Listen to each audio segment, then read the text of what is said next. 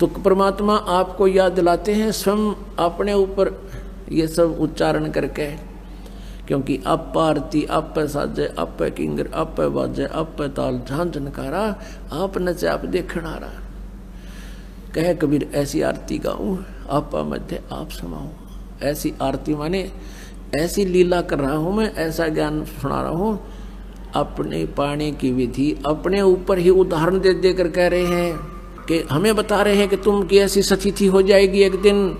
बंदी छोड़ दयाल जी तुम तक हमारी दौड़े, जैसे काग जहाज कहा अब तक न दूजी ठोरे।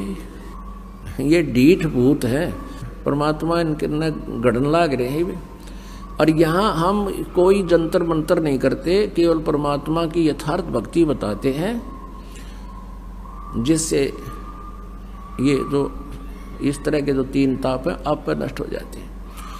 ये प्रेत कौन है? ये वही आत्माएं हैं जो पहले मनुष्य शरीर में थी। जो निकम्मी आत्मा है वो पिट्टे जा छत्ते जा कुछ दिन ऐसे ही दुख सुख पाकर जाना तो इनको पड़ेगा। और जो बुद्धिमान अच्छी आत्माएं प्रेत योनि प्राप्त हैं वो तुरंत खिसक जाते हैं कि भगवान के दरबार में गंध फैलाना ठीक नहीं।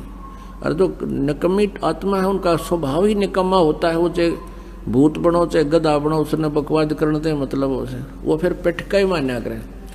तो परमात्मा कहते हैं लातों के भूत बातों से नहीं मानते, इवन समारन लाग रहे भगवान। तो ऐसे अब ये भूत क्यों बने? अब जैसा कि हम उदाहरण सुना करती लोक वेद सुनाते थे, मतलब श्राद्ध निकालने चाहिए गुरुजी कहते हैं। और कहते हैं भगवान श्री राम ने भी अपने पिता के श्राद्ध किए तो उनके सब पूर्वज सामने खड़े दिखाई दिए पहले वाले। अरे वो भूत तुम न बनवा दिए, वो भूत बने खड़े, फिर वो भूत बने खड़े होंगे कौन से स्वर्ग में दिखे हुए। और कहते उनको फिर सबको तर्पण किया सबको, फिर वो रोटियाँ खाने वहाँ आए, फिर स्वर्ग में क्या मिल रहा है उन्हें? ये बनावटी बातें बकवाद थी। तो पुण्यात्माओं अब इस भक्ति से ना तो भूत बने अन्ना पितर बने, और आपके पूर्वज भी जो कहीं यदि प्रेत योनि में होंगे तो सबका छुटकारा ऑटोमेटिकली करवा देगा।